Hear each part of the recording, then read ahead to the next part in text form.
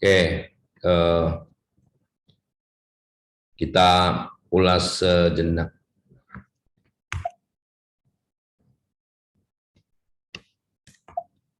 Oke, halaman 68.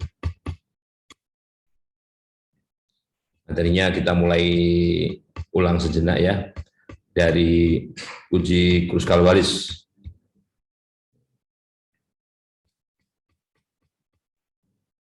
Halaman 68.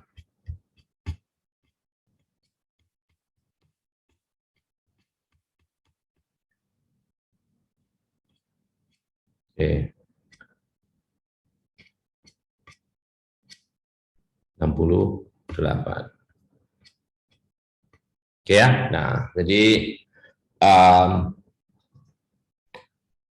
uji Kruskal-Wallis ini sebagai uji pengembangan, kalau dari sisi non parametrik itu pengembangan uji Mann-Whitney. Kalau uji Mann-Whitney itu kan digunakan untuk menguji kalau kita punya permasalahan dua sampel, yang masing-masing sampel itu mewakili populasi. Ya, apakah kedua sampel itu memiliki, atau kedua populasi itu memiliki distribusi yang sama atau tidak. Ya. Jadi itu uji Mann-Whitney. Kedua sampel dari masing-masing populasi itu tentunya saling bebas. Nah, kalau misalnya yang ingin kita pelajari atau yang kita hadapi itu lebih dari dua populasi, misalnya sampai K populasi, yang masing-masing populasi itu diambil masing-masing sampelnya. Jadi ini sampel atau contoh itu mewakili masing-masing populasi. Jadi kalau cuma dua kita bisa menggunakan Mann-Whitney ya. Tapi kalau lebih Mann-Whitney itu ada yang menamainya Mann-Whitney atau Mann-Whitney-Wilcoxon ya, atau Wilcoxon sama aja kalau misalnya paket aplikasinya menamakannya Wilcoxon ya. Nah, jadi kalau lebih dari dua kita punya permasalahan yang dibandingkan itu ya lebih dari dua populasi yang diwakili masing-masing sampelnya. Jadi kalau ini notasinya X11 sampai X1N1, ini N1, yang sampel S2 ini sampai N2 ya. Nah, ini tentunya mengindikasikan bahwa sampel masing-masing ini ukurannya tidak sama ya. Ukurannya tidak sama. Di sini N1, di sini N2, di sini NK ya, ukurannya nggak sama. Nah, dalam statistik parametrik ya, kalau kita bicara desain eksperimen, ya, rancangan percobaan, ini apa yang kita sebut dengan rancangan acak lengkap atau completely randomized design. Jadi asumsinya kalau ini adalah unit percobaan itu adalah tempat atau individu atau objek yang sengaja diberi perlakuan untuk diamati responnya. Jadi sebanyak N1 kecil, N2 kecil, sampai NK kecil. Ini dijumlahin semua, jumlah unit percobaannya ada itu. Nah, kondisinya harus seseragam mungkin. Nah, kemudian masing-masing perlakuan itu menjadikan populasi. Ini menjadikan populasi ya. Ini perlakuan 1, perlakuan 2, perlakuan K gitu ya. Nah, tapi di sini kalau yang sudah seperti ini layout datanya. Ini layout data ya. Nah, jadi gitu. Nah, yang diuji apa? Di dalam statistik parametrik, yang diuji apakah pengaruh perlakuan 1 sama dengan pengaruh perlakuan 2 sama dengan, nah semua pengaruh perlakuan ini sama. Semua pengaruh perlakuan sama. Atau bisa dinyatakan dengan rata-ratanya. Rata-rata populasi 1 sama dengan rata-rata populasi 2 sama dengan rata-rata populasi yang ke K. Nah, K-nya berapa? Ya, sebutin ya. Ini secara general begini. Kalau kita menggunakan K-nya 4 ya, rata-rata 1 sama dengan jadi mu1 sama dengan mu2 sama dengan mu3 sama dengan mu4. Kalau dinyatakan dalam rata-rata populasi. Kalau dinyatakan dalam perlakuan, Hipotesis nolnya tau 1 sama dengan tau 2 sama dengan tau 3 sama dengan tau 4. Ya, sebutin kalau cuma 4 ya. Oke. Nah, kalau statistik non parametrik yang diuji hipotesis nolnya adalah, jadi semua populasi memiliki distribusi yang sama. Itu hipotesis nolnya. Atau semua populasi berasal dari distribusi yang sama. Itu maksudnya masing-masing populasi distribusinya sama. Nah, hipotesis tandingannya, tentunya negasi atau ingkaran dari hipotesis nol. Tidak benar bahwa semua populasi memiliki distribusi yang sama, ya. Oke. Nah, dalam statistik non parametrik karena pemberian perlakuan, jadi pengacakan itu dilakukan secara menyeluruh. Jadi kalau misalnya, ingat ya, ini adalah layout data. Kalau layout sampel itu tersedia sebanyak N1 kecil plus N2 kecil plus dan seterusnya sampai plus NK kecil unit percobaan. Ini ya, yang namanya N ini. Nah, jadi masing-masing perlakuan tuh dia diacak secara menyeluruh, artinya perlakuan pertama ini bisa jadi di unit percobaan yang pertama, unit percobaan yang ke berapa dan seterusnya. Jadi tidak harus berurutan seperti ini. Ini kan layout data, ya. Nah, karena suatu hal bisa jadi karena karena memang karena datanya tidak bisa ditransformasi sehingga asumsi parametrik tidak dipenuhi, maka digunakanlah pendekatan yaitu menggunakan peringkat, ya. Jadi data-data XIJ ini dirubah menjadi peringkat. Jadi kalau semuanya ada sebanyak N besar data ini, N besar data ya, kalau misalnya populasinya dari populasi kontinu, tentunya kemungkinan bahwa data itu sama persis itu peluangnya sangat kecil atau bisa dibilang nol, ya, kecuali datanya diambil dari cara mencacah, ya, mencacah atau pembulatan, mungkin akan mendapatkan data yang sama, ya. Nah, kalau datanya berbeda semua, maka akan ada peringkat yang terkecil dari keseluruhan ini, tentunya 1. Kalau data yang paling kecil di antara keseluruhan ini kita beri peringkat 1. Terkecil berikutnya 2, sampai yang terbesar kita beri peringkat namanya N besar, kan begitu.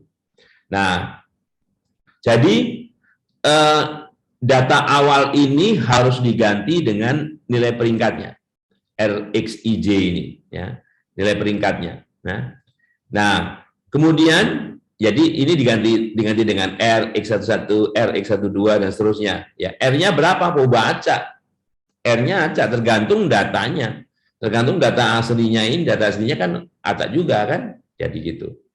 Nah, setelah diganti dengan peringkatnya, selanjutnya masing-masing populasi yang diwakili masing-masing sampel ini dihitung total peringkatnya. Totalnya berapa? Total peringkatnya di sini. Total peringkat di sini berapa? Nah, di sini kita notasikan dengan R1. Total peringkat dari sampel 2 atau populasi 2 ini, yang diambil dari populasi 2 ini R2. Dan seterusnya sampai RK. Ya. Jadi, ini I-nya dari 1 sampai K. Total peringkatnya, kalau di sini ada sebanyak N1 penjumlahan, di sini N2 penjumlahan, dan seterusnya. Oke, nah, di dalam uji Kruskal-Wallis ini sebagai alternatif dari uji parametrik yang namanya rancangan acak lengkap itu ada asumsinya, ya. Semua sampel merupakan sampel acak dari populasinya. Populasi, ya. Jadi populasi 1 diambil sampel acak, populasi 2 diambil sampel acak, populasi ketiga diambil sampel acak. Asumsinya begitu. Ya, harus begitu. Sebagai tambahan dari independensi dalam tiap sampel juga ada independensi antar sampel. Jadi masing-masing sampel ini independen, saling bebas, ya, di dalam masing-masing populasinya.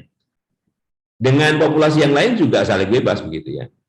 Dengan saling bebas. Jadi independensinya bukan hanya di dalam sampel ini, tapi juga antar sampel ya. Oke, semua perubahan acak kontinu. Nah ini diasumsikan kontinu. Ya. Jadi di sini diharapkan bahwa sebetulnya tadi yang sudah saya sebutkan, kalau XIJ ini kontinu, maka kemungkinan mendapatkan angka yang kembar sama persis itu sangat kecil. Karena kontinu kan bilangannya misalnya sekian koma. Nah, komanya tergantung berapa digit di belakang koma, ya. Berapa digit belakang komanya itu kan menentukan bahwa dia sama apa enggak. Tapi kalau hanya 2 digit, kemungkinan data sama itu bisa terjadi. Ya. Oke, skala pengukuran minimal ordinal. Nah, skala pengukuran minimal ordinal artinya dari data-data ini, ya. Bisa jadi kalau datanya itu ordinal, atau mungkin di sini dimaksudkan diordinalkan itu dibuat menjadi ordinal. Tadinya data kontinu, tapi kemudian bisa diordinalkan. Ya. Oke, nah fungsi sebaran K populasi identik, ini hipotesis nolnya. Ya. Atau beberapa populasi cenderung memiliki nilai yang lebih besar daripada populasi lainnya. Ya. Oke, atau cara menyatakan hipotesisnya seperti ini. Jadi semua fungsi sebaran populasi identik. Artinya sebaran populasi yang pertama sama dengan sebaran populasi yang kedua sama dengan sebaran populasi yang ke K misalnya, dan seterusnya. Ya. Nah ini H1-nya negasi dari ini. Kalau negasi ya sedikitnya ada. Ya. Sedikitnya satu populasi cenderung memiliki nilai yang lebih besar dari nilai populasi lainnya. Ya. Itu cara menyatakannya. Nah, atau sedikitnya ada sepasang populasi yang fungsi sebarannya tidak identik, ya. Nah, statistik yang digunakan untuk menguji hipotesis ini itu statistik H ini. Nah, ini ya, 12 dibagi NN plus 1 kali N-nya apa? N jumlah dari N kecil 1 sampai N kecil K, ya. Ini RI total peringkat dari sampel yang mewakili populasi ke I, ya. NI ukuran sampel ke I, ya. Jadi di sini yang ini kan diketahui, ya. Jadi yang acak adalah RI. Ya setelah datanya ada baru kita tahu peringkatnya sekian, gitu ya. Nah, atau kalau itu susah, nah kalau misalnya ini ribet ngitungnya, itu setara dengan rumus yang kedua ini. Rumus yang kedua ini, kalau kita lihat bagian pertama ini 12 dibagi NN plus 1, ya. Ini kalau ukuran sampelnya diketahui kan ini tetap, ya. Ini tetap nih. Pengurangnya juga tetap, ya. 3 kali N plus 1, tetap kan. Yang random ini tergantung perengkingan tadi. Nah, jumlah dari kuadrat, ya. Ini kan jumlahnya dikuadratkan, ya. Total sampel pertama peringkatnya berapa? Ya, total peringkat sampel pertama berapa dikuadratkan. Yang kedua total peringkatnya berapa dikuadratkan sampai yang ke K. Masing-masing dibagi NI, banyaknya ulangan dulu, ya, jumlahin. Oke. Nah, untuk fungsi kepekatan peluang misalnya, ya, kalau sampelnya itu, populasinya cuma 3, ya, 3. Sampel populasi 1 ukurannya 5, sampel populasi 2 ukurannya 4, sampel populasi 3 ukurannya 4. Ya. Maka bentuk fungsi kepekatan peluangnya seperti ini. Nih, ya, discrete ini discrete, ya. Ini semua kemungkinannya banyak kali, ya. Semua kemungkinannya banyak sekali, ya. Tapi tetap saja ini discrete, ya. Bisa jadi pakai koma-koma, ya, dan sebagainya. Nah, ini kalau kita lihat ini menggunakan aplikasi PQRS, ya, PQRS.exe yang tentunya sudah kalian pelajari, sudah tahu. Nah, jadi misalnya sebuah nilai dari Kruskal-Wallis itu nilainya 3,1962. 3,1962 di sini, ya. sembarang titik. Nah, sembarang titik yang ada di sini itu ditunjukkan oleh ini, misalnya 3,1962. Nah, peluang lebih kecil dari 3,1962 ini 0,7901. Jumlah semua peluang, ya, jumlah semua peluang di bawah ini, di bawah nilai ini. Nah, jumlah semua peluang di atas 3,1962 ini titiknya, ya. Itu tentunya satu dikurang ini. Satu dikurang ini ya 0,2099 ya, 0,2099. Oke. Nah, jadi misalnya kalau n-nya lebih kecil lagi, n-nya lebih kecil ya, 322 misalnya, 322 ya jumlah titiknya lebih sedikit, ya jumlah titiknya lebih sedikit gitu ya. Nah, kalau misalnya kebetulan ada yang pas nilainya sama dengan 2 nih, ada yang pas nilainya sama dengan 2 ya. Nah, pada saat nilainya sama dengan 2 misalnya, nilai peluang pada X sama dengan 2 ini, pada H sama dengan 2 ini 0,019. Yang lebih kecil dari itu 0,5619. Dan lebih besar dari itu, jadi kalau ini dijumlahin ketiganya ini 1. Ya, 1. Oke. Nah, ini fungsi kepekatan dari Kruskal-Wallis. Nah, tentunya fungsi sebaran kumulatifnya ya tinggal dilihat, bisa dilihat dari APQRS itu. Kalau kita pilih ini ya, CDF. Ini PMF itu singkatan dari Probability Mass Function. Jadi fungsi kepekatan peluang atau fungsi massa peluang. Ya, oke.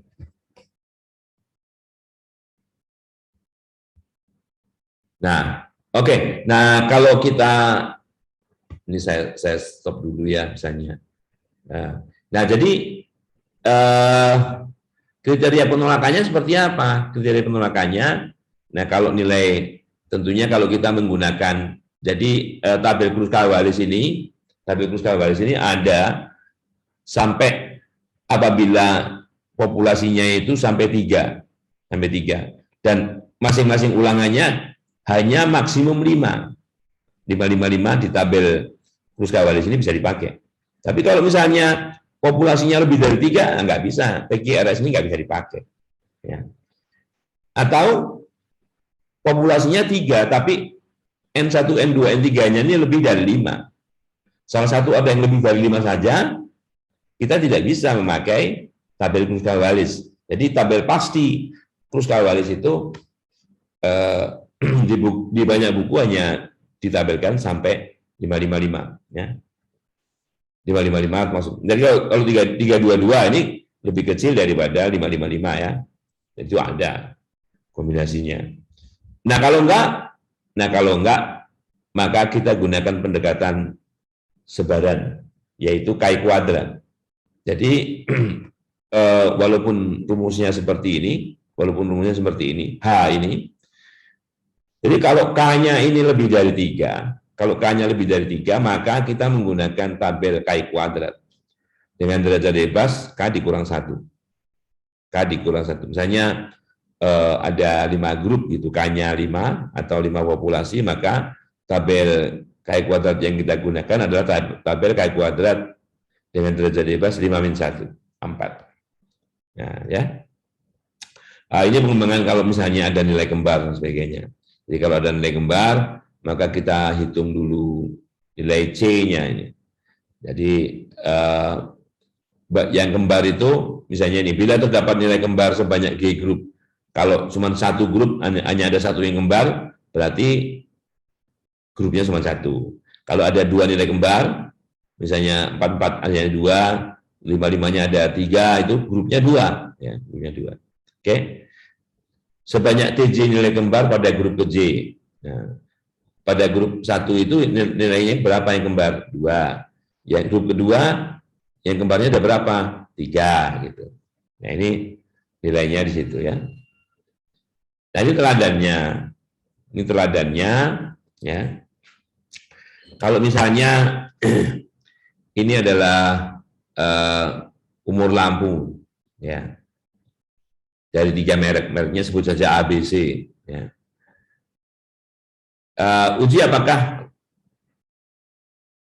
boleh menggunakan kata-kata misalnya, uji apakah sebaran populasi ketika umur lampu sama. Kalau di sini uji apakah rata-rata umur 3 merek lampu sama, ya, karena rata-rata median dan sebagainya itu bagian dari hal yang umum yang namanya fungsi sebaran. Kalau fungsi sebarannya diketahui, rata-ratanya diketahui, ya, mediannya diketahui dan sebagainya. Oke, andaikan datanya seperti ini, katanya, ya. Nah, maka data ini perlu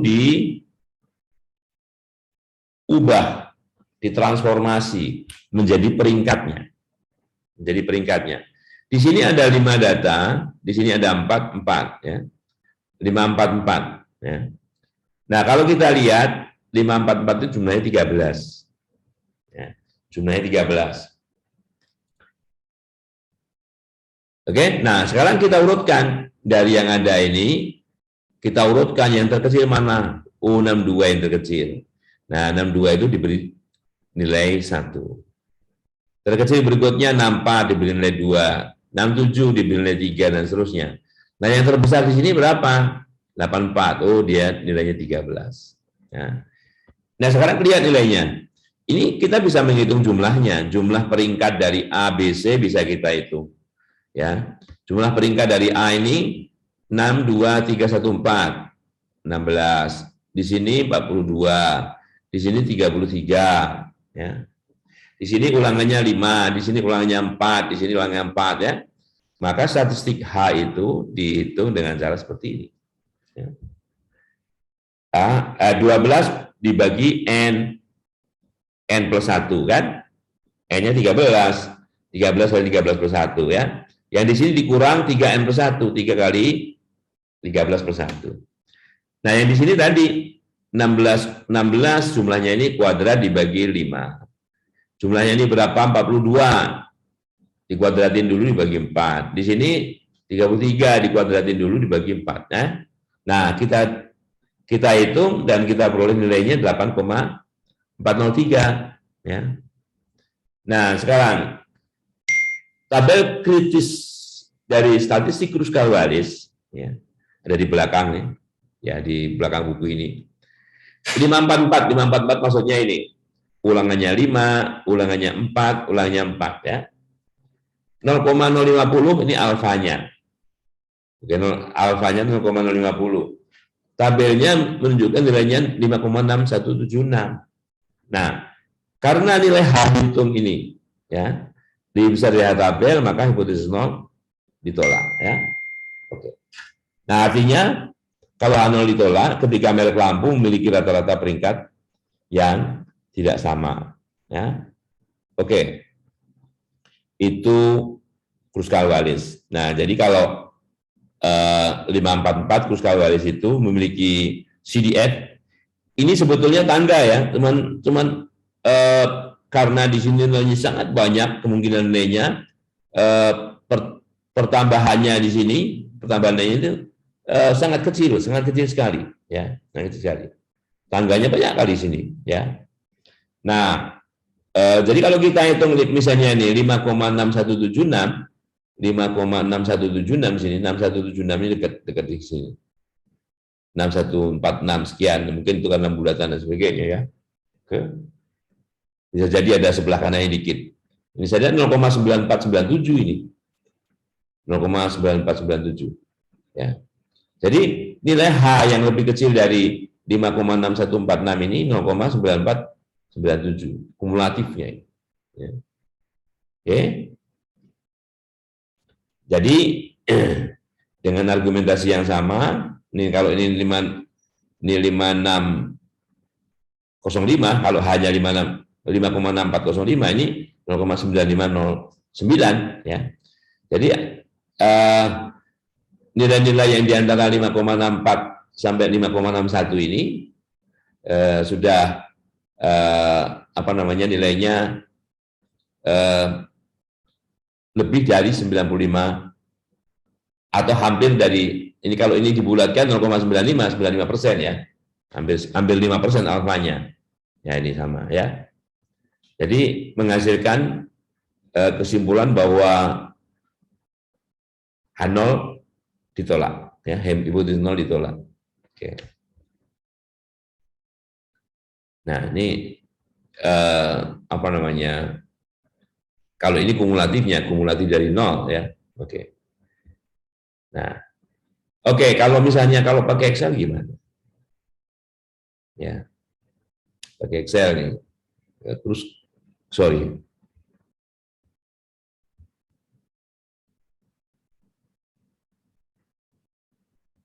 Oke.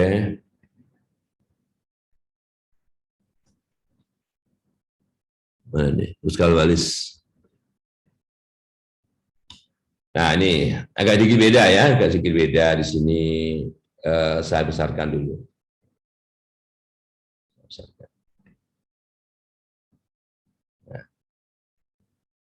Nah, ini ya. Oke. Di sini ada perlakuannya misalnya. Responnya itu yang dinilai itu prestasi kerja. Ini katakanlah metode 1, metode 2, metode 3. Ya. Jangan-jangan ini ada yang ada di apa namanya buku ya, yang ada di buku, yaitu penelitian dilakukan untuk mengetahui adanya perbedaan prestasi kerja dari pekerja yang rumahnya jauh atau dekat dengan kantor.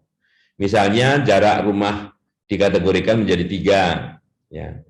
Jarak yang pertama yaitu rumah W1 itu untuk mereka yang tinggal sampai dengan 5 km dari kantor.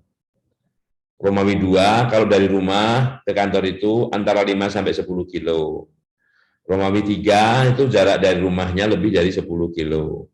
Nah, penelitian ini dilakukan pada 3 kelompok pekerja berdasarkan ini ya, yang digunakan untuk menilai itu apakah terdapat perbedaan pengaruh dari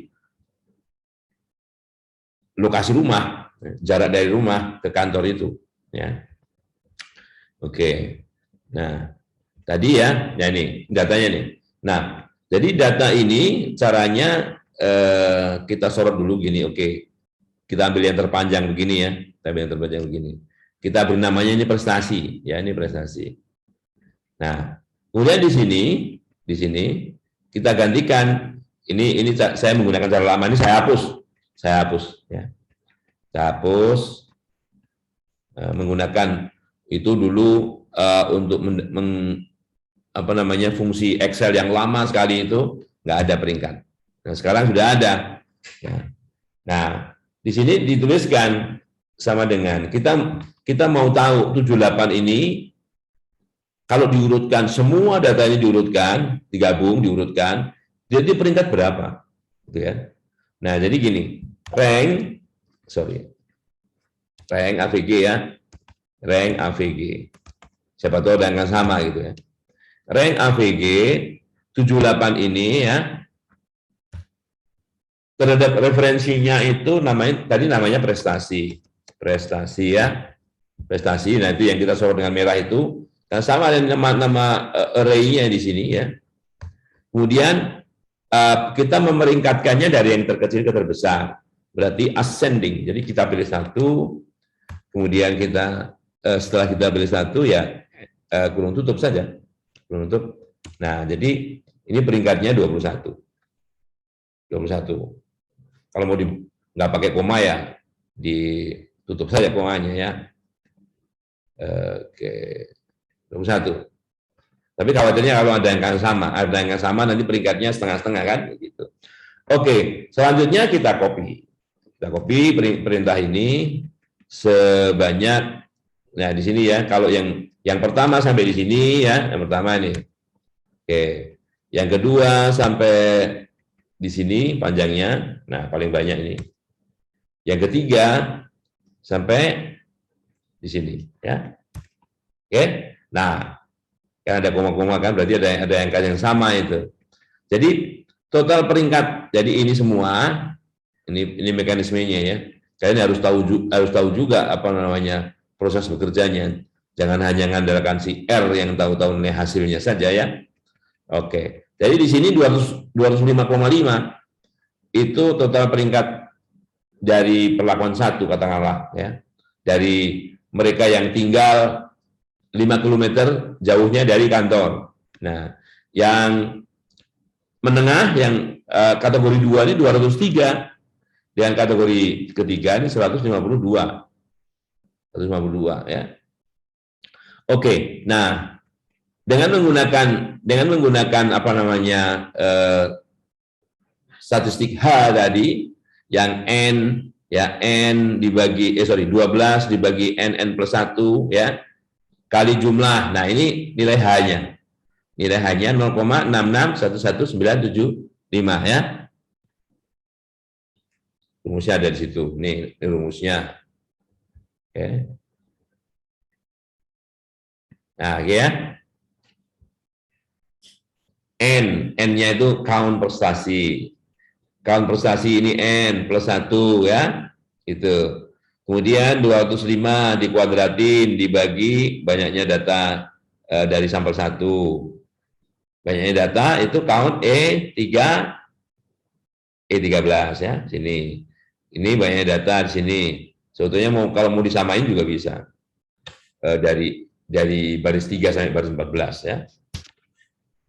Ya salah, ini hanya 0,6611 6611 atau 6612 kalau bulatin. Oke, nah kemudian apa namanya?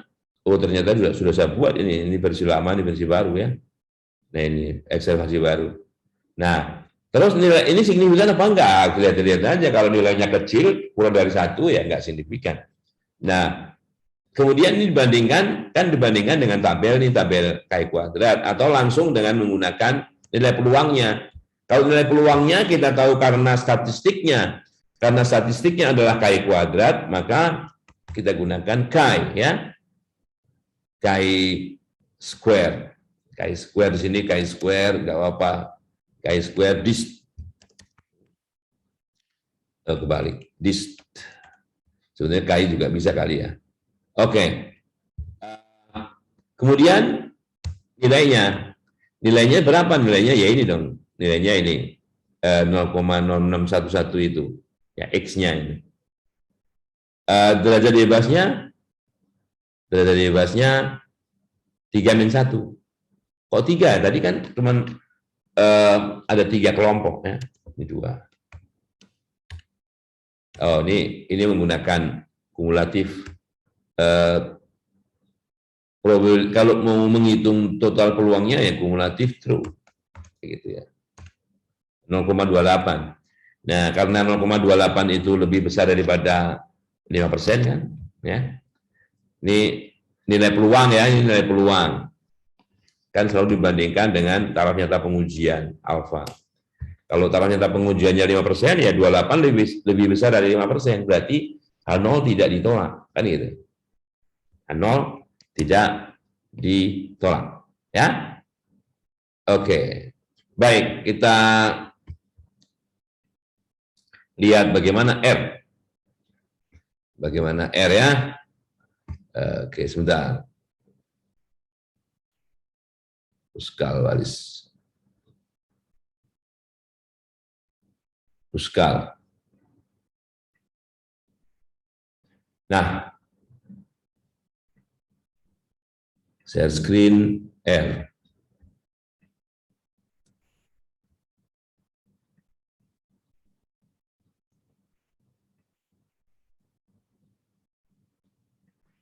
Oke, ini R-nya. Jadi perlu library namanya JJUPR ini kalau kita mau menggambarkan datanya. Ya. Oke ya, kalau mau dari awal ya nggak apa-apa. Ini kan perintahnya. Sebetulnya yang penting itu ini library. Nah, sebetulnya sudah ada kalau di apa namanya GGPUPR-nya. Nah, ini ada perintah untuk menggambarkan box plot ini ya. Box plot my data, X-nya, sumbu X-nya grup, sumbu Y-nya weight, warnanya ini untuk menggambarkan grupnya tadi. Ya. Paletnya menggunakan ini, nanti ada 3 perlakuan itu kontrol, CTRL, TRT1, TRT2 ya. Datanya my data ini. MyData ini ada di dalam paket GGPUBR. Kalau misalnya datanya yang lain ya buat data baru ya. Oke. Oke, jadi ini sorry. Undefined column.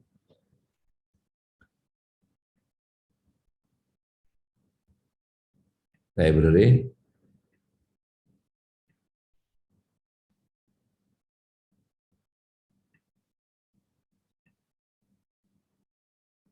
Oke. Masih ada yang nggak jalan ya. Nah, nanti saya perbaiki dulu. Terus kalau yang lain yang kalian sudah saya kasih apa namanya datanya ya. Teladan Ruskawalis ini aja lah ya. Kalau ini sama yang lain. Ya.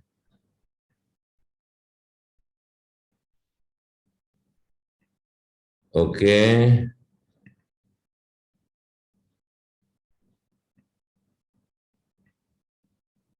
Kok langsung ke atas ini.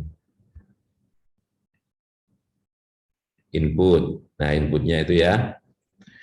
Datanya baca tabel. Kemudian tabelnya text context input ini tadi ya datanya ya.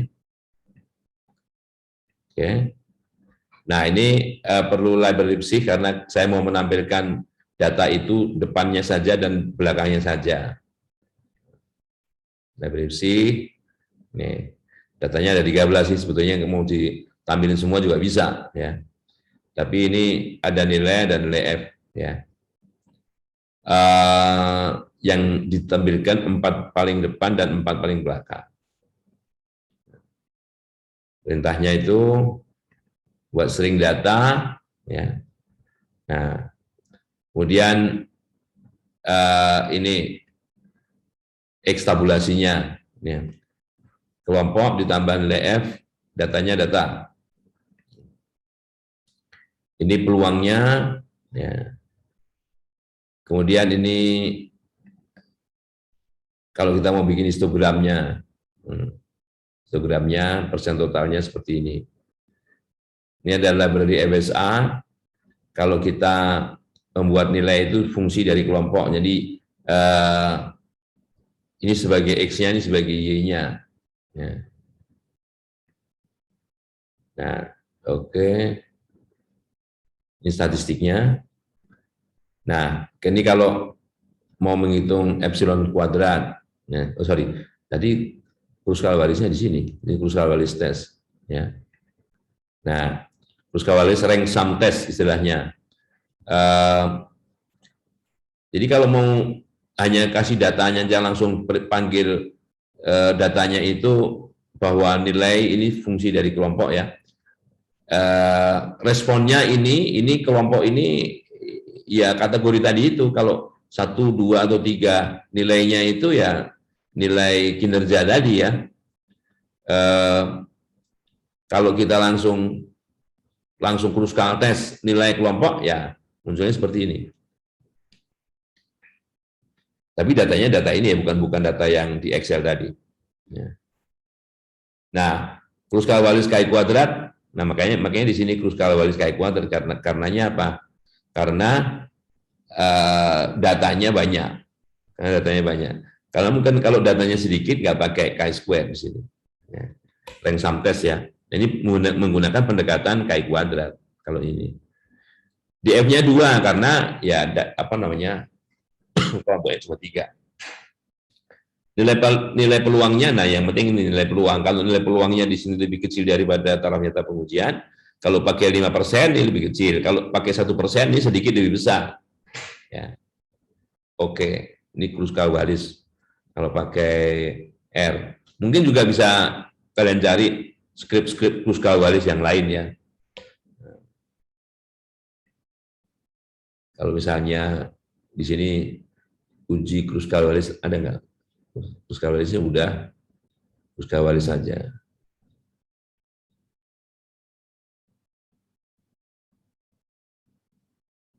Oke, mungkin itu dulu. Kruskal-Walisnya. Ini Tradon Kruskal-Walis juga, ya.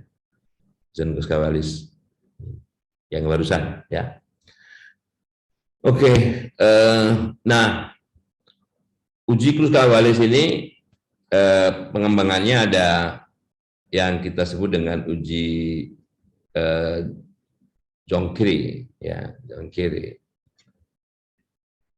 Perbedaan dengan uji Kruskal-Walis dengan Jongkiri ini di hipotesis tandingannya. Ya. Ini hipotesis nolnya mengatakan bahwa semua populasi memiliki fungsi sebadan yang sama. Gitu ya. Kalau di sini dinyatakan dengan parameternya. Jadi misalnya semua populasi memiliki median yang sama. Semua populasi memiliki rata-rata yang sama. Di sini katakanlah misalnya rata-rata ya. Bisa digantikan ini. Ya. Tapi secara umum gitu. Secara umum kita bisa katakan seperti ini notasinya ya. Kemudian, nah hipotesis tandingannya di sini begini. Bahwa theta 1 lebih kecil dari atau sama dengan theta 2 dan sebagainya ya. Nah, ini yang disebut dengan order tertata ya, tataan. Jadi order alternatif. Jadi hipotesis alternatifnya SN. Mahal ya 3P. 33. Kalau P itu lah PKT. Itu Aba PNS. apa itu? Nah, mau PNS. Kamu kan gaji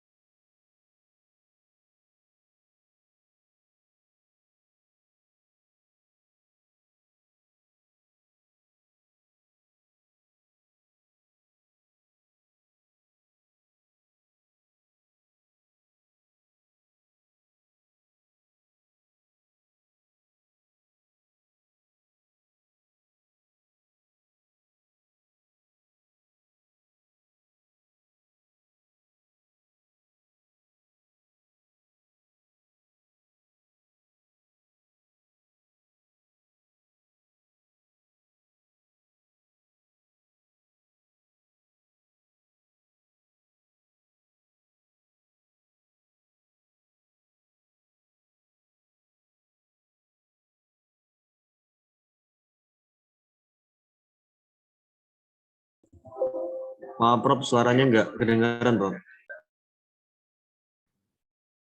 Ya, sudah dengar sekarang kan? Sudah, Prof.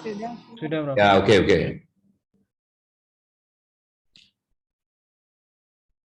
Sekali lagi ya, yang kalau tidak bertanya, tolong mute, mikrofonnya di mute. Khawatirnya nanti di belakangnya itu suaranya masuk. Ya, jadi begini. Cara yang paling gampang adalah, kalau ini jalan berpikirnya. Jadi kalau kita menggunakan Excel itu, Kalau istilah saya ini otomatis tapi manual, ya. Otomatis tapi manual ini kita menggunakan bantuan Excel, tapi kita mau mengerjakannya secara manual. Jadi uji jongkere ini persisnya begini. Jadi kita tuliskan dulu ini data-datanya ya, data-datanya A, B, C, nilai-nilainya berapa. Nah, kemudian sebagaimana statistik jongkere itu kita ngelihat di sini. Jadi kita lihat ya di sini kita beri nama ini 1 ya, ini array ini namanya array 1, ini array ini namanya array 2, ini array ini namanya array 3, dan ini array ini namanya array 4 ya. 1, 2, 3, 4. Ini bagaimana di sini. Oke, materinya, materi kuliah ini kalian bisa akses di bit.ly/str315snu ya. Oke. 6 ini seperti apa? 6 ini. Jadi kita melihat bahwa data ini ya, 6 ini ya, kita lihat 6 ini dari mana? Dari sini. Yang pertama ya. Kalau kita lihat di sini formulanya ya. Kita ini bandingin ya. Banyaknya data ya. Ini AB, ini A, ini B ya. Ini variabel A, ini variabel B. Banyaknya data variabel 2 ya, dikurangi banyaknya data ini kan kalau kita lihat ya frekuensi nah, 2 ini D3 kan ini ya, D3 ini 27,88. Maksudnya begini, kita lihat apa namanya statistiknya ya, statistiknya kita kembali dulu ke apa namanya rumus ini. Nah, lihatnya.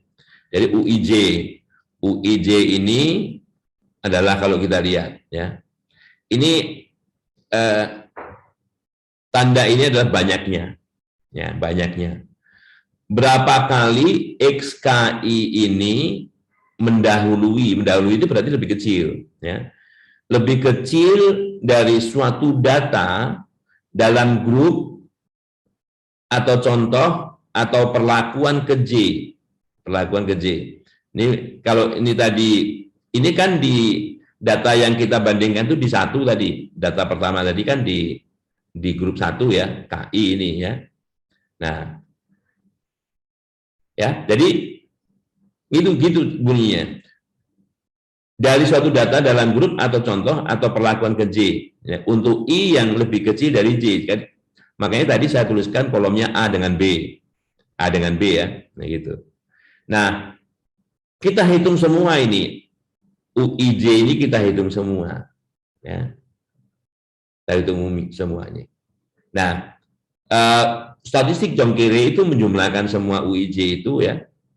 Untuk semua I yang lebih kecil dari J. Ya. Untuk semua I yang lebih kecil dari J. A dengan B, A dengan C, A dengan D, B dengan C, B dengan D, C dengan D gitu ya.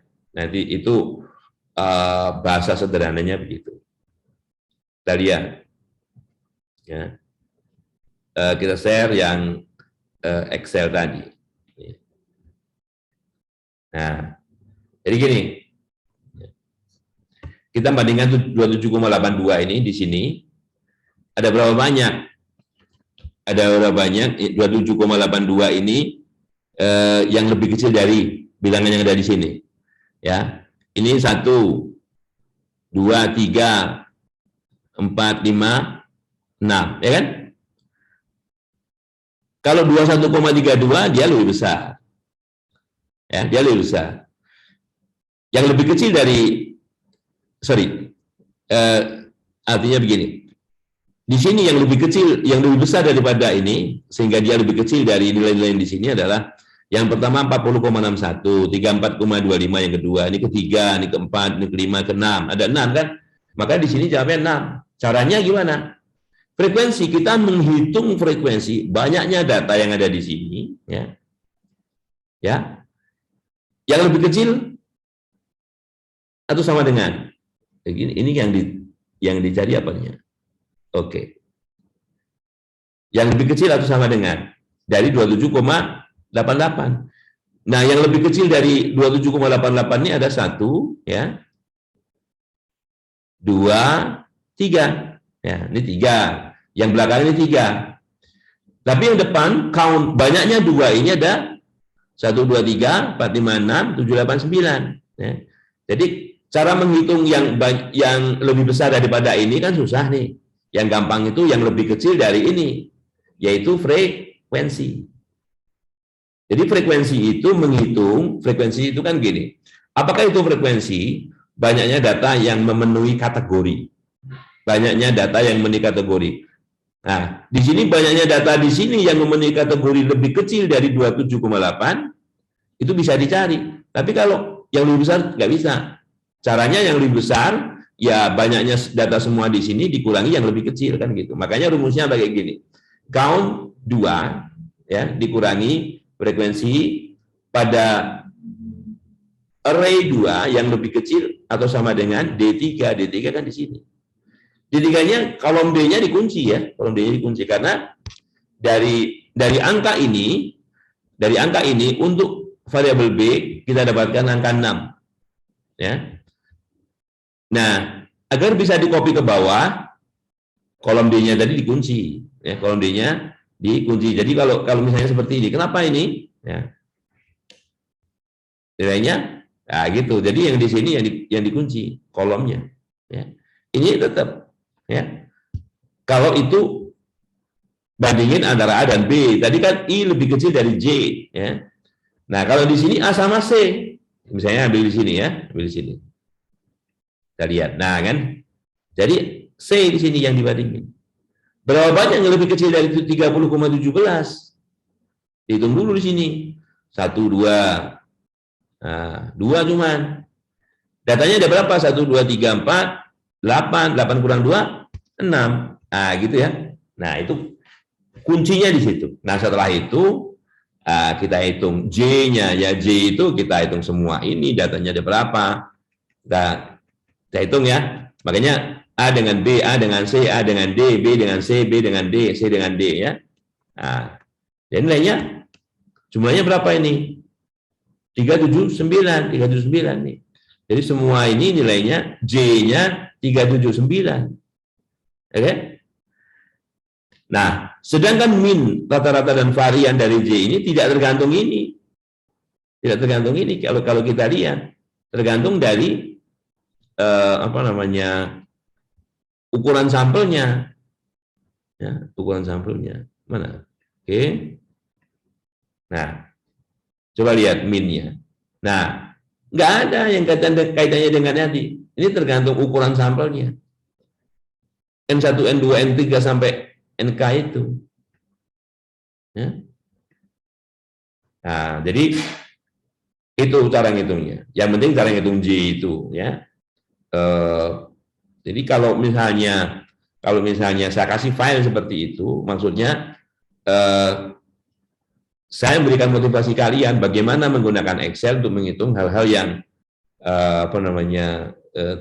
tidak langsung bisa digunakan fungsi-fungsi yang ada di Excel itu. Gitu. Nah, maksudnya dengan motivasi seperti itu, kalau ada permasalahan kalian bisa menyelesaikan. Ya, permasalahannya tidak harus persis seperti itu. Oke. Nah, itu jong kiri ya, jong kiri. Yang di R juga ada jong kiri juga yang sudah saya kirim kalian ya. Ini jong kirinya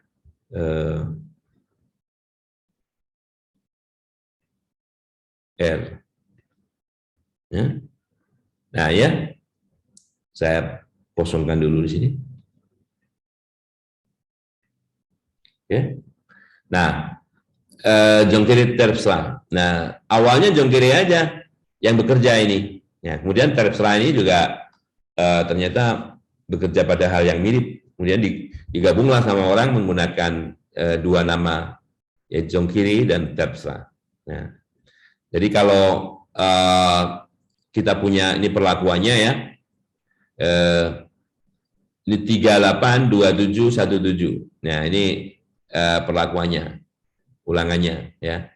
Kemudian di sini ini ada hasilnya. Kita running aja apa yang dimaksud dengan itu ya. Oke, kita running. Ini perlakuannya ya. Apa yang kalau kita ketik perlakuan gini, hasilnya apa? Nah, gitu. 3 semuanya. 3-nya ada 8, 2-nya ada 7, ini satunya juga ada 7 juga, maksudnya begitu. Nah, sekarang hasil. Ya. Hasil, kita klik hasil. Ya. Kalau kita ketik hasil di bawah ini, nah hasilnya begini. Ya.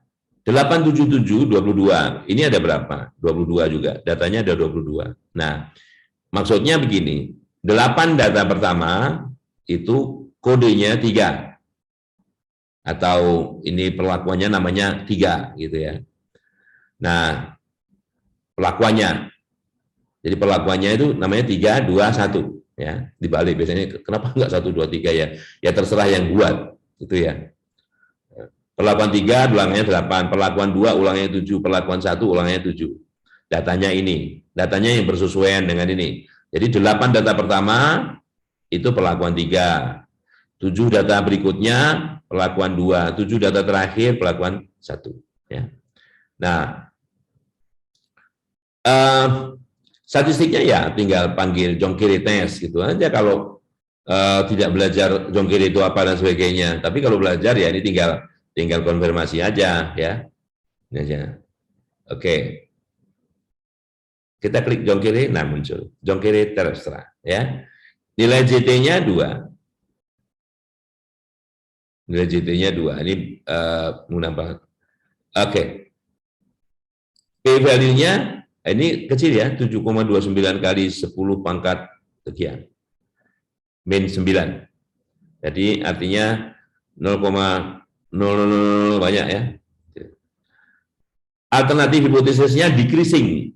Alternatif hipotesisnya decreasing. Artinya kalau yang di buku saya tadi increasing. Jadi theta 1 lebih kecil sama dengan theta 2 lebih kecil sama dengan theta 3. Kalau ini theta 1 lebih besar sama dengan theta 2 lebih besar sama dengan theta 3. Itu decrease, menurun ya. Oke. Ini contoh lagi usia. Ya. 6, 12. 6 data pertama, perlakuan 1 atau kelompok 1, kelompok usia 1, 6 data kedua, kelompok usia 2, 12 data terakhir, yang ketiga, ya nilainya ini. Jongkiri transferannya, nah, ini ada warning, ini bukan salah ya, ini warning, ya. Nah, oke. Nah, ini nilai jongkiri transferannya 113. Nilai peluangnya 0,1058. Alternatif hipotesisnya increasing. Jadi theta 1 lebih kecil sama dengan theta 2 lebih kecil sama dengan theta 3. Ya. Oke, cuma gitu aja, enggak sudah dienakkan sama aplikasi ini ya. Oke. Baik, ada yang ingin bertanya dulu?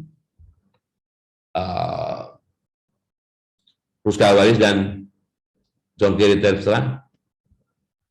Oh, sebenarnya Prof izin bertanya. Ya. Untuk jongkiri ini untuk karakteristik data yang seperti apa ya, Dok? Prof. Kalau yang Puska Waris kan tadi per kelas ada lokasi A, lokasi B, lokasi C seperti itu. Kategori itu apa? Ya. Oke, sama aja. Jadi ini misalnya teladan. Ini misalnya, ini kan var itu bisa variabel, bisa varietas. Oh, ini varietas. Ya. Ini varietas. Jadi tentunya kita menggunakan uji yang sifatnya non parametrik itu, kalau uji parametriknya itu tidak dipenuhi, ya, tidak dipenuhi. Paham ya?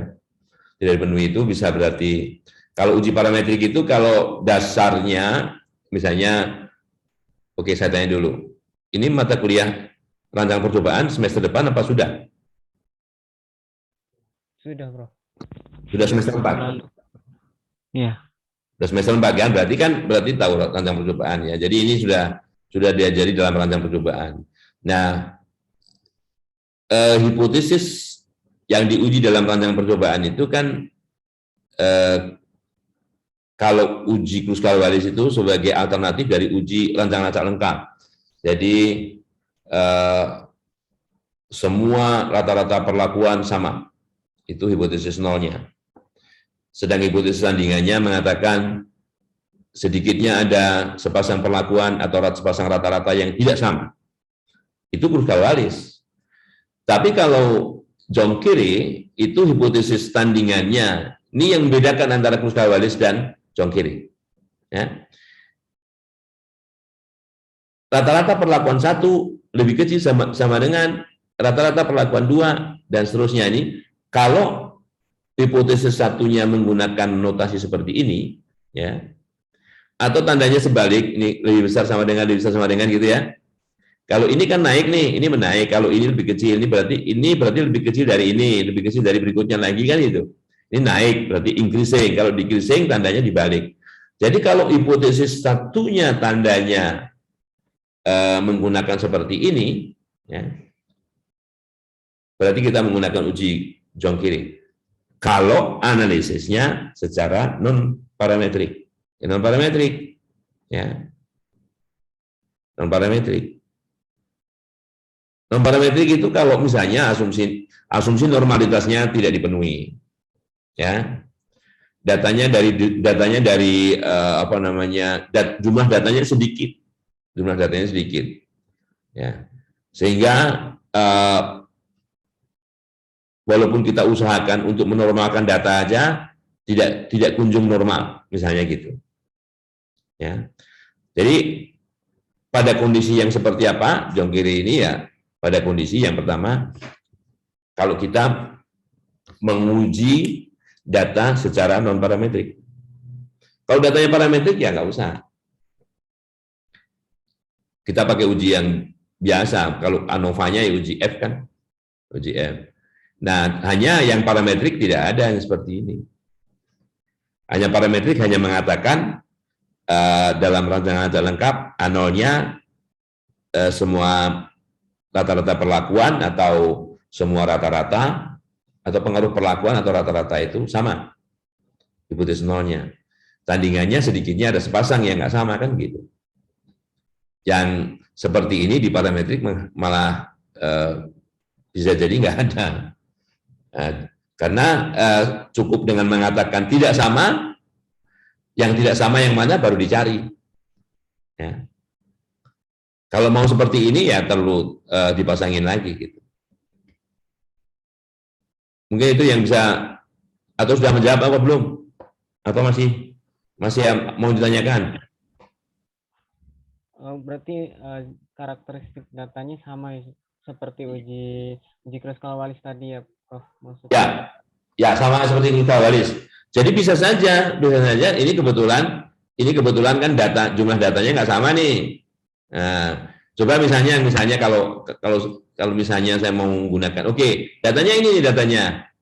Nah, uji Kruskal-Wallis pakai ini kan, uji Kruskal-Wallis ya. Artinya uji apakah semua perlakuan ini memiliki rata-rata yang sama bagi Kruskal-Wallis. Kalau misalnya uji apakah misalnya terdapat perbedaan, ya.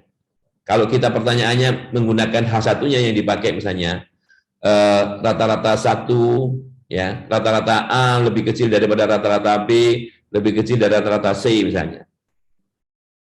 Atau sebalik, kalau kita lihat nih, ini 16/5 ini kan cuma 3 nih, ini 42/4 sekitar 10, ini 33/4 sekitar 8. Saya aja bisa gunakan rata-rata A lebih kecil sama dengan rata-rata C, lebih kecil sama dengan rata-rata B. Kan bisa saya bilang. Apakah seperti itu? Nah, kalau seperti itu ya pakai uji Jongkiri. Ya, uji Jongkiri. Oke? Nah, cuma posisinya aja ini diganti namanya karena kita tahu kan ini 33 jumlahnya dibagi 4 kan cuma 8, sedikit lebih ya. Ini 3 lebih, ini 8, ini 10. Kan saya bisa ganti letaknya, bisa diganti A, C, B kan gitu. Ya.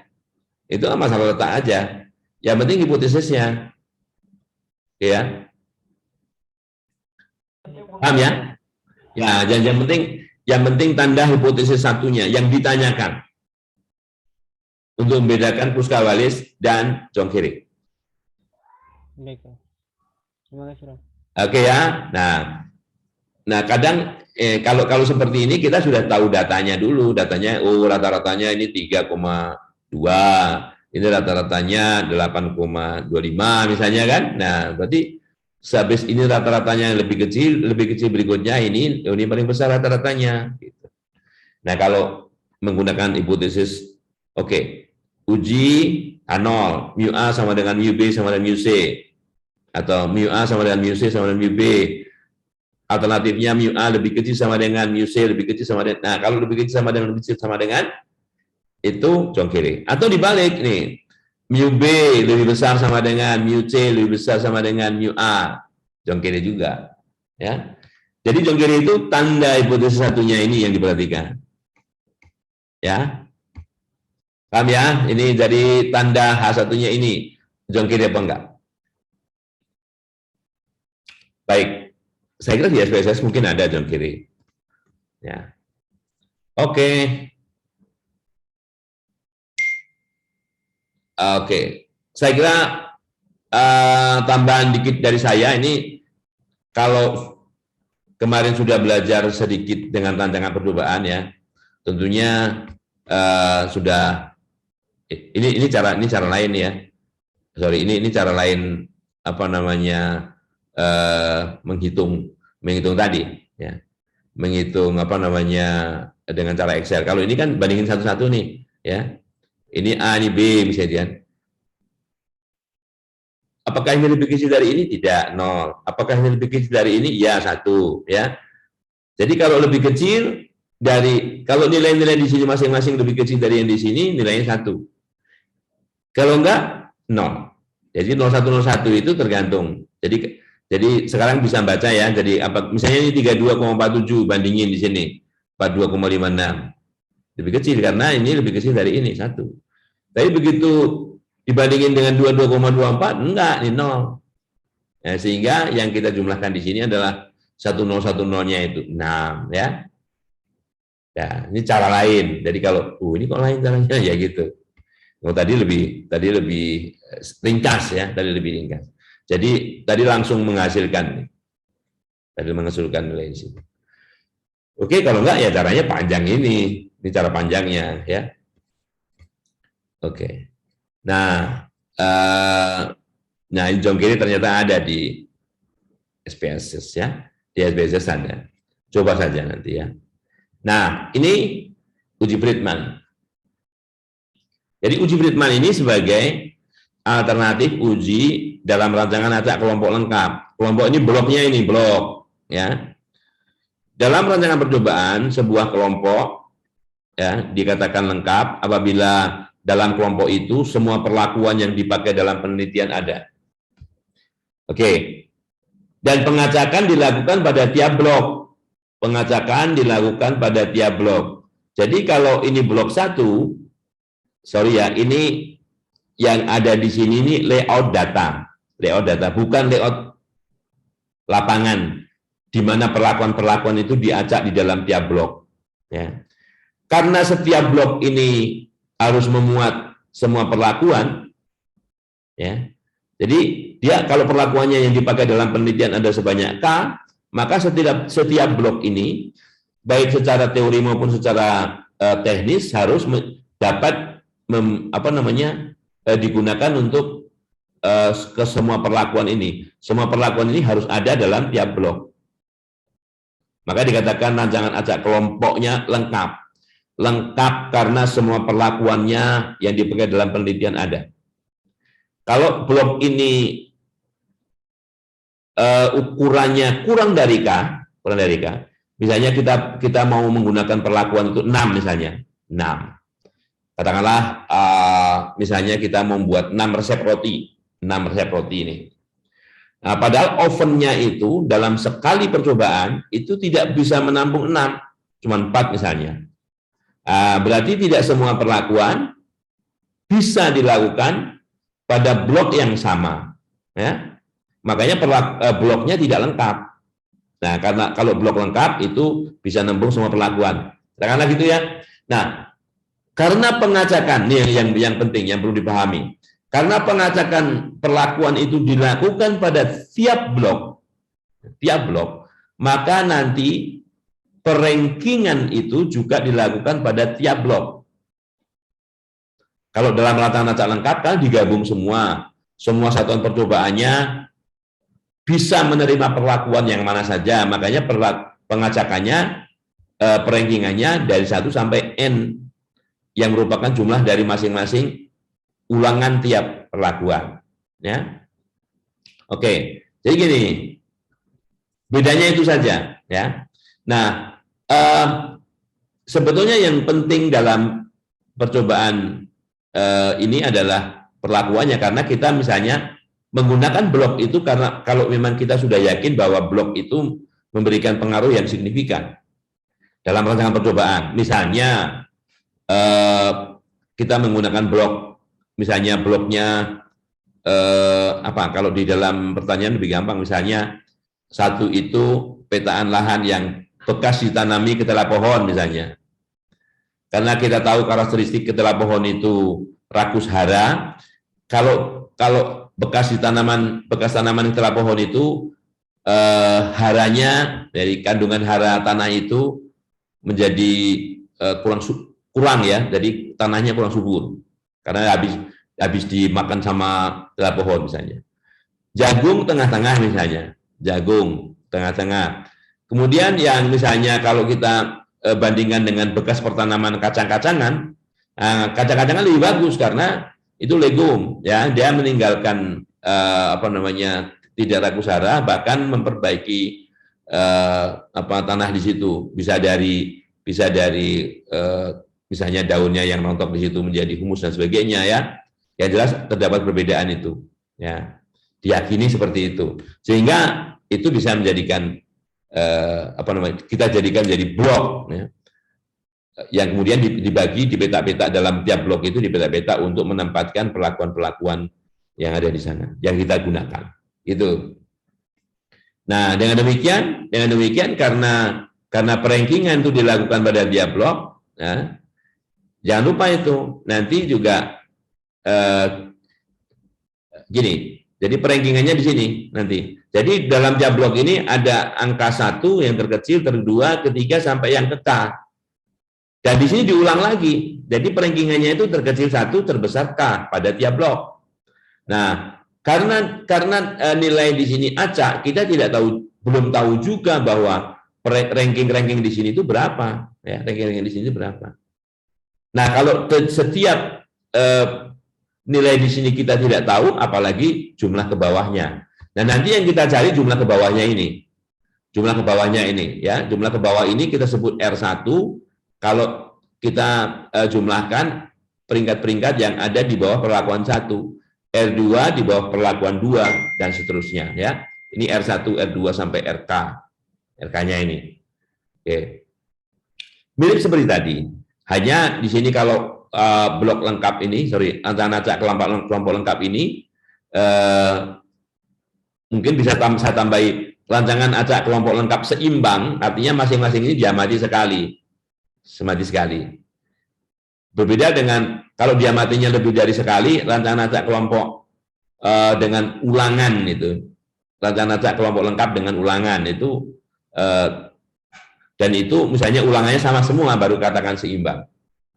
Oke, nah ini tentunya sudah dipelajari dalam rangkaian percobaan. Nah, B adalah banyaknya blok, K adalah banyaknya perlakuan, ya. Nah, ini statistik Friedman namanya.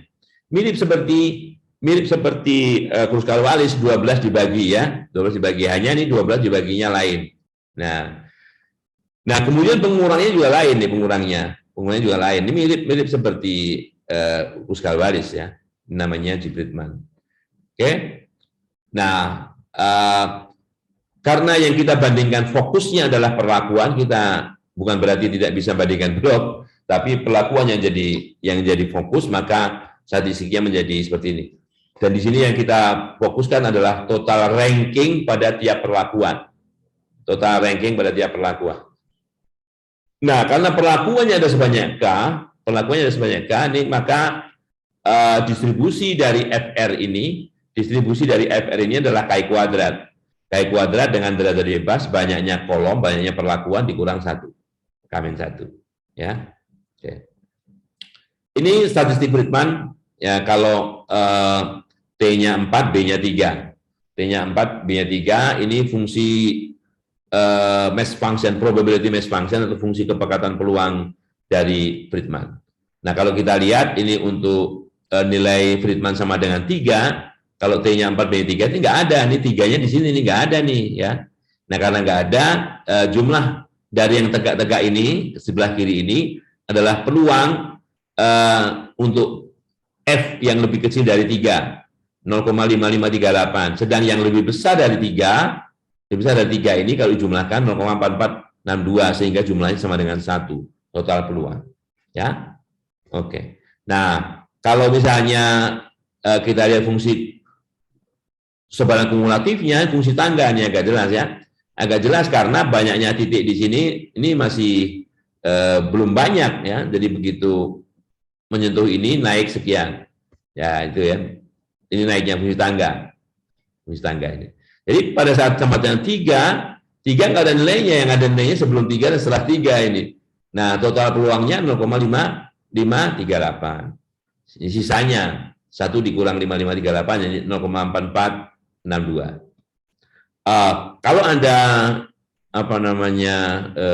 nilai kembarnya ada sedikit revisi. Ada sedikit revisi dari statistik Friedman itu ya. Dengan adanya ini nilai kembar nih, TIJ. Andai kan begini ya, misalkan apa nih? Oke. Terapi stres, terapinya namanya ABC.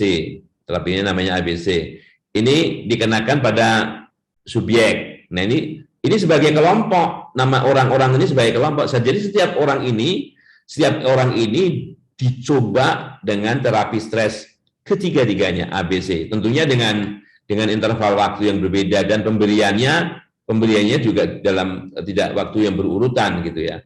Nah, kemudian ini dinilai jumlah penurunan stresnya sesudah dan sebelum itu berapa penurunannya ini ya. Oke. Nah, untuk metode A si Abdul ini 16. Mungkin jadi ini selisih sesudah dan dengan sebelum ya penurunan stresnya. Nah, jadi gini. Jadi ini layout data. Kalau layout data ya harus seperti ini. Nah, si A ini mana yang duluan, mau B, mau A, mau C, itu tergantung pengacakannya. Kita ada, jadi setiap orang ini ada 6 kemungkinan. Mungkin B dulu baru A, C, atau B dulu baru C, A, dan seterusnya. Ya. Oke. Jadi ini ada layout datanya, kemudian setelah itu kita ranking di sini. Kalau kita ranking dari terkecil ke terbesar, ini jadi 1 ini 2, ini 3 kan gitu. Datanya ini loh ya. Ini 1, 2, 3. Ini 1, 2, 3 di sini kebetulan ya. Ini 1, 2, 3. Jadi gitu. Kita gantikan dengan peringkatnya gitu. Nah, setelah itu ya. Jadi data yang dianalisis itu bukan data ininya tapi data peringkatnya. Kita jumlah. Ini 1, 1, 1, 2, 5, di sini 8, di sini 11. Nah, baru masing-masing data ini ya, masing-masing data ini dikurangi dengan ini rata-ratanya B-nya 4, K-nya 3. Jadi 4 kali 31 4, 16 bagi 2 8 ya. 8. Jadi 5 dikurang 8 min 3 kuadratnya ini dikuadratin jadi 9. 8 kurang 8, 8 dikurang 8, 0 ya. 11 kurang 8, 3 kuadratin 9. Nah, sehingga kita hitung nilai Friedman-nya ini 18 kali 12 dibagi 48, 4,5 ya. Nah, kita lihat tabel KI kuadratnya. Ini kalau ini kumulatif ya, kumulatif berarti kalau dari kiri ya. Kemudian 2 ini derajat bebas dari KI kuadrat. Dari mana? Karena perlakuan yang dibandingkannya 3 ABC kan, 3 kurang 1 2. Nah, nilai tabel KI kuadrat 2 ini kalau alfanya 0,05, 5,99. Kita bandingin nih, karena 4,5 lebih kecil dari 5,99, karena 4,5 tidak lebih besar daripada ini, ya, maka hipotesis 0 tidak ditolak atau hipotesis 0 diterima. Yang mengatakan bahwa, kan gitu ya, yang mengatakan bahwa ketiga perlakuan ini, ABC ini memiliki respon yang sama, rata-rata penurunan beban stres yang sama. Walaupun nilai peringkatnya di sini 5, 8, 11 kan begitu.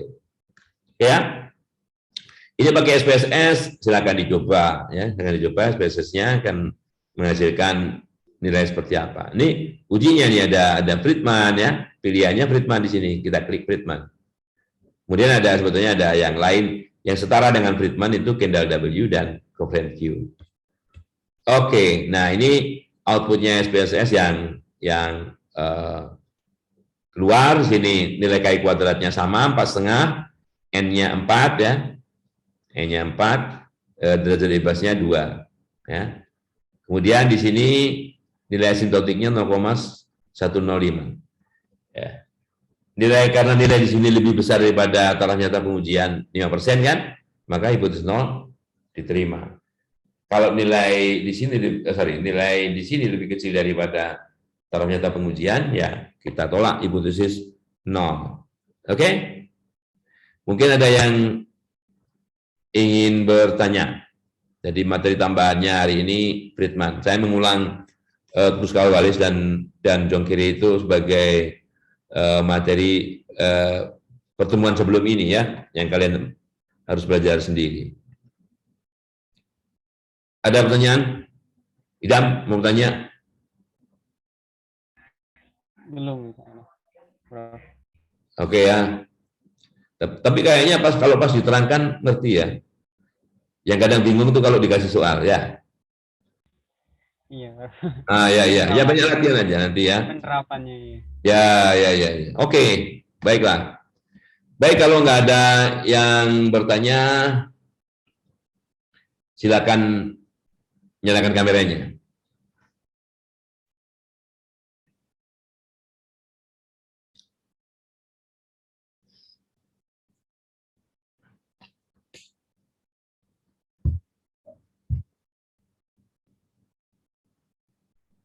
Oke ya. Sekali lagi.